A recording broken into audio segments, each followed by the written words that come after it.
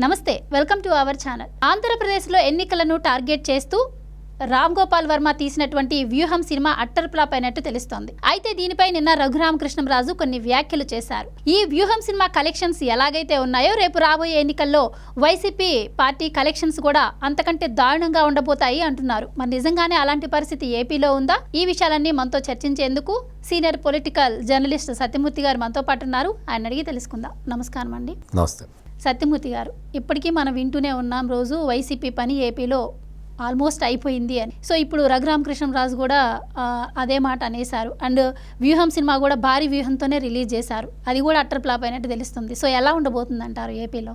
ఇది సినిమాలు ఇవన్నీ కూడా పొలిటికల్లీ మోటివేటెడ్ సినిమాలు, అంటే రాజకీయ కారణాలతోటి.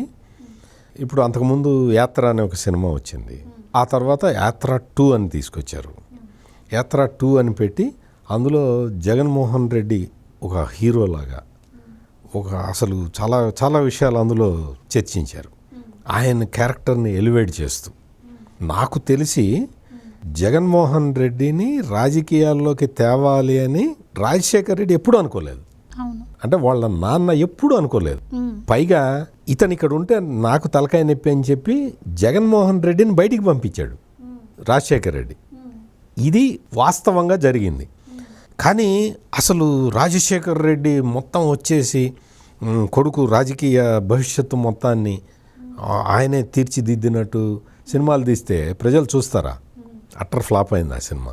అసలు ఎక్కడ అది ఎవరు ఎప్రిషియేట్ చేయలేదు. అంటే వాస్తవానికి విరుద్ధంగా సినిమా తీసి మనం ఏదో ఒక మనిషికి ఇమేజ్ని తీసుకొద్దాము అంటే కుదిరే పని కాదు. ఇప్పుడు ఈ వ్యూహం సినిమా రిలీజ్ అయింది. వ్యూహం సినిమా ఏంటి అంటే, ఇందులో అసలు రాజశేఖర్ రెడ్డి కొడుకుగా వచ్చిన ఈ జగన్మోహన్ రెడ్డి అసలు మొత్తం ఈ మొత్తం ఆంధ్రప్రదేశ్ రాష్ట్ర ప్రజానీకం మొత్తాన్ని వాళ్ళ శ్రేయస్సు కోసం పుట్టిన ఒక అద్భుతమైన వ్యక్తిగా తీర్చిదిద్దుదామని ఏదో ప్లాన్ వేశారు. జగన్మోహన్ రెడ్డిని క్యారెక్టర్ని ఎలివేట్ చేసి, ఓకే నీ హీరో, పాపం నీకు డబ్బులు పెట్టిన వాళ్ళు అట్లా చెప్పారు కాబట్టి నువ్వు జగన్మోహన్ రెడ్డిని ఎలివేట్ చేసుకుంటూ సినిమా తీసుకో, నీ డబ్బులు ఉన్నాయి, చూసేవాడు చూస్తాడు, చూడవాడు చూడడు. కానీ ఈ వ్యూహం సినిమాలో ఈ రామ్ గోపాల్ వర్మ ఏం చేశాడంటే, చంద్రబాబు నాయుడిని, పవన్ కళ్యాణ్ని, వాళ్ళిద్దరు విలన్లు సినిమాలో. అంటే వాళ్ళిద్దరూ విలన్లు, జగన్మోహన్ రెడ్డి హీరోనా? ఎవరు చెప్పారు నీకు? ఇవి రాజకీయాలలో ఒకళ్ళు గెలుస్తారు, ఒకళ్ళు ఓడతారు. గెలిచినోడేదో తురుంకాను 30 ఏళ్ళు నేను ఉంటాను అన్నంత మాత్రాన ప్రజలు ఉంచరు. ఓడిపోయిన వాడు ఇంకా నా పని అయిపోయిందన్న ఊరుకోరు. మళ్ళీ నువ్వే అధికారం చేపట్టు అంటారు. అంటే ఈ పొలిటికల్ గేమ్ని తీసుకొని చంద్రబాబు నాయుడు, పవన్ కళ్యాణ్ కలిసి కూర్చొని ఇద్దరు కలిసి కుట్ర పన్నినట్టు. లాస్ట్ ఎన్నికల్లో 2 పార్టీలు సపరేట్ పోటీ చేసినాయి కదా. అప్పుడు కలిసి పోటీ చేసినాయా? చేయలేదు కదా. నువ్వు అట్లా కదా నువ్వు గెలిచింది. ఈ 2 పార్టీలు విడిపోవటం వల్ల కదా నువ్వు గెలిచింది. ఇప్పుడు మళ్ళీ ఆ విషయం తెలుసుకొని 2 పార్టీలు కలిసినాయి. తప్పే ఉంది అందులో? రాజకీయం ఇది. It is political game. ఈ పొలిటికల్ గేమ్లో నువ్వు ఏం చేసావు? మొత్తం రాష్ట్రం మొత్తాన్ని కంప్లీట్గా నాశనం చేసేసిన పరిస్థితి వచ్చింది. అప్పులు పెరిగిపోయినాయి, ఆదాయం తగ్గిపోయింది, అభివృద్ధి ఆగిపోయింది. గతుకుల రోడ్ల దగ్గర నుంచి అసలు మౌలిక సదుపాయాలకి నువ్వు ఖర్చు పెట్టట్లేదు. ఇటువంటి పరిస్థితి నుంచి కాపాడాలి అంటే మనిద్దరం కలిసి పోటీ చేద్దాము, ప్రతిపక్ష ఓటు చీలకుండా చేద్దాము అని చెప్పి ఇద్దరు వచ్చారు. అదంతా ఎప్పుడు జరిగింది? రీసెంట్గా జరిగింది. నువ్వు సినిమా ఎట్లా తీస్తున్నావు?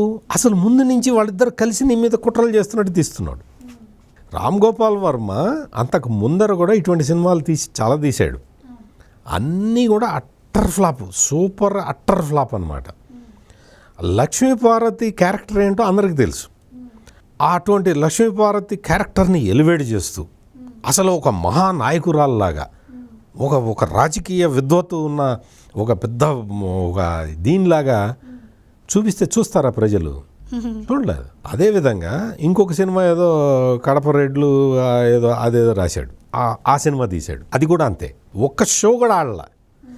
ఇప్పుడు వ్యూహంలో కొన్ని చాలా చాలా అసందర్భమైనవి, కొన్ని చట్ట వ్యతిరేకమైనవి కూడా పెట్టారు. అందులో తీసుకొచ్చి పెట్టినప్పుడు అక్కడ ఒక ఇది డిస్కషన్ జరిగింది. సెన్సార్ సర్టిఫికెట్ని మళ్ళీ పరిశీలించమని హైకోర్టు ఆర్డర్ చేయడం, ఇవన్నీ జరిగినాయి. ఫైనల్గా రామ్ గోపాల్ వర్మ వెళ్ళి సెన్సార్ సర్టిఫికెట్ తెచ్చుకున్నాడు. బాంబే వెళ్ళి తెచ్చుకున్నట్టున్నాడు. బాంబేలో రామ్ గోపాల్ వర్మకి చాలా పలుకుబడి ఉంది.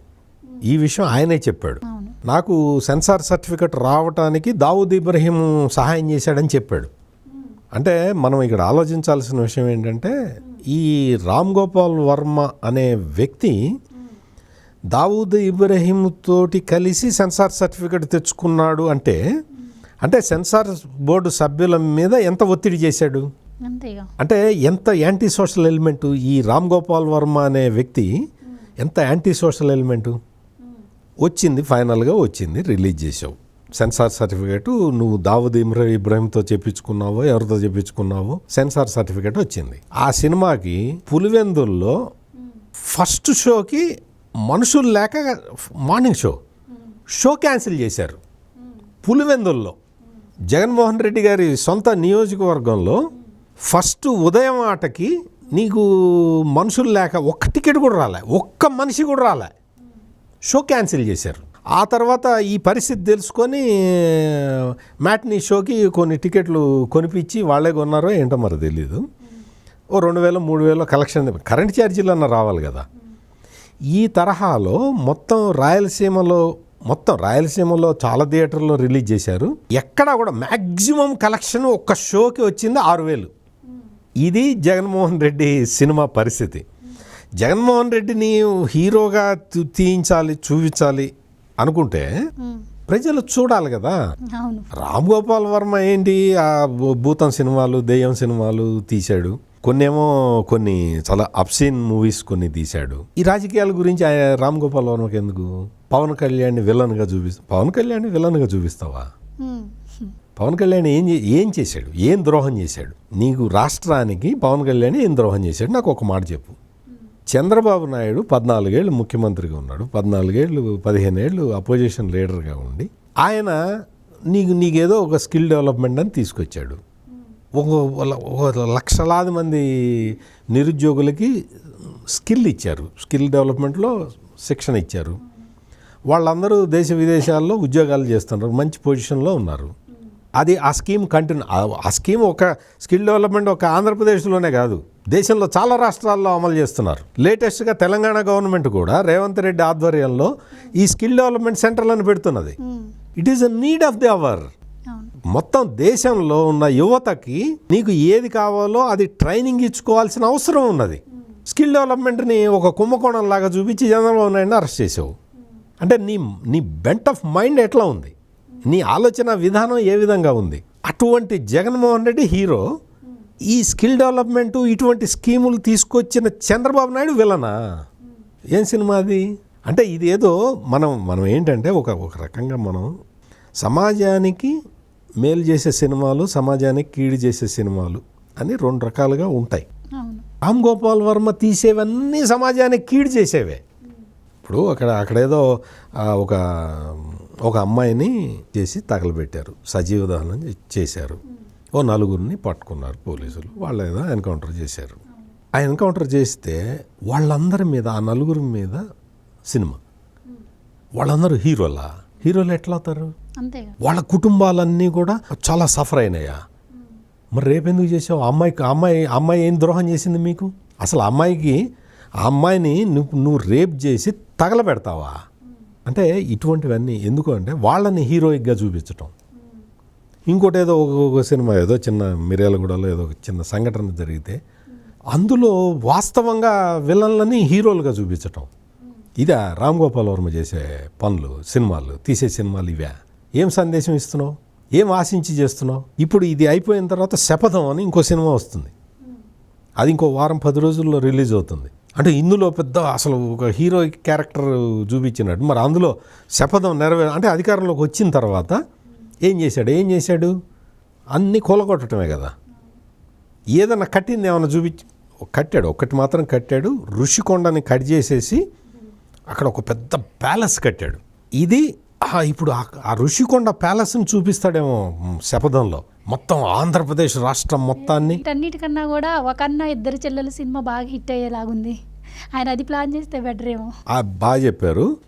ఇది తీయాలి, ఇది తీసి ఇద్దరు చెల్లెళ్ళు ఏ విధంగా చెప్తున్నారు. అసలు ఒక చెల్లెలు అయితే నువ్వు ఎన్ని స్కాండల్స్ చేశావు అని చెప్తున్నది, ఒక లిస్ట్ ఇస్తున్నది. ఇంకొక చెల్లెలు అయితే అసలు మా నాన్నని చంపింది వీళ్ళే, వీళ్ళకి ఓటేయమాకండి అని చెప్తున్నది. అవును. నీకు అసలు నీకు ఒక నైతికత ఏదన్నా, ఒక చెల్లెళ్ళు, ప్రేమ, కుటుంబ సంబంధాలు, బాంధవ్యాలు ఇటువంటివి ఏమన్నా ఉంటే నువ్వు అసలు ఆ ఇద్దరు చెల్లెళ్ళు అనే మాటలకి నువ్వు అసలు ఈ పదవి రిజైన్ చేసి వెళ్ళిపోవాలి. అది లేకుండా ఈ వ్యూహము, శపథము అని ఇటువంటి సినిమాలు తీయించుకుంటూ, డబ్బులు పెట్టి సినిమాలు తీయించుకుంటే ప్రేక్షకులు చూస్తారా? అందుకని అన్ని సినిమాలు అట్టర్ ఫ్లాప్ అవుతున్నాయి. రఘురామకృష్ణరాజు చెప్పింది కూడా అదే. ఈ సినిమాకి కలెక్షన్లు ఎట్లా ఉన్నాయో రేపొద్దున జగన్మోహన్ రెడ్డికి ఓట్లు కూడా అట్లాగే వస్తాయి అని చెప్పాడు. అంటే మనుషులు లేక మార్నింగ్ షో పులివెందుల్లోనే క్యాన్సిల్ చేసుకున్న పరిస్థితి రాష్ట్ర వ్యాప్తంగా అట్లాగే ఉంది. నువ్వేమో రాజధాని అనే ఫైల్స్ అని ఒక సినిమా వస్తే ఆ సినిమా ఆడకుండా చేస్తావా? పోలీసులను పంపించి థియేటర్లు సీజ్ చేయిస్తావా? నీ యాత్ర 2ను, నీ వ్యూహము, నీ రాబోయే శపథం ఇవేమో 100 రోజులు ఆడాలా? ఏమి స్వార్థం అంటే ఏమనుకుంటున్నావు నువ్వు? రాష్ట్రాన్ని ఏమనుకుంటున్నావు నువ్వు? వాళ్ళ రైతుల బాధలు, అమరావతి రైతుల బాధలు చూపిద్దామంటే అందులో పైగా జగన్మోహన్ రెడ్డి పేరు లేదు, అసలు ఆంధ్రప్రదేశ్ పేరే లేదు అందులో, అమరావతి పేరు అంతకన్నా లేదు. వాళ్ళు ఏదో ఒక కథ అనుకొని ఆ రైతుల బాధల్ని మనం చూపిద్దాము అని వాళ్ళేదో ప్రయత్నం చేస్తే వాళ్ళని ఆపుతావు. ఇదేమో డైరెక్ట్గా చంద్రబాబు నాయుడు విలను, పవన్ కళ్యాణ్ విలను అంటేనేమో నీ పోలీసుల దగ్గరుండి సినిమా ఆడిస్తారా? ప్రేక్షకులు చూడాలి కదా. రామ్ గోపాల్ వర్మ ఇప్పటికైనా గ్రహించి తన వ్యూహాలు, తన శపథాలు పనిచేయవు, అయిపోయింది. జగన్మోహన్ రెడ్డి పాలన మీద ప్రజా వ్యతిరేకత ఏ విధంగా కనపడుతున్నదో రామ్ గోపాల్ వర్మ దగ్గరున్న ఐడియాలన్నీ ఆవిరైపోయి ఉన్నాయి. అతను ఇంకా సినిమా డైరెక్టర్గా పనికిరాడు. ఆయన వైఎస్ఆర్ కాంగ్రెస్ పార్టీలో చేరి ఏదన్నా టికెట్ తెచ్చుకొని ప్రజల నుంచి గెలవటం, లేకపోతే జగన్మోహన్ రెడ్డి ఏదన్నా రాజ్యసభకో దానికో నామినేట్ చేయించుకోవటం, ఇటువంటి పనులు చేయటం బెటరు. ఇంకా నా అడ్వైజ్ ఏంటి అంటే రామ్ గోపాల్ వర్మ ఇంకా సినిమా ఫీల్డ్ నుంచి స్వచ్ఛందంగా తప్పుకుంటే కనీసం ఒక 10 మంది అన్నా గౌరవిస్తారు. Right. Thank you so much అండి. నమస్తే.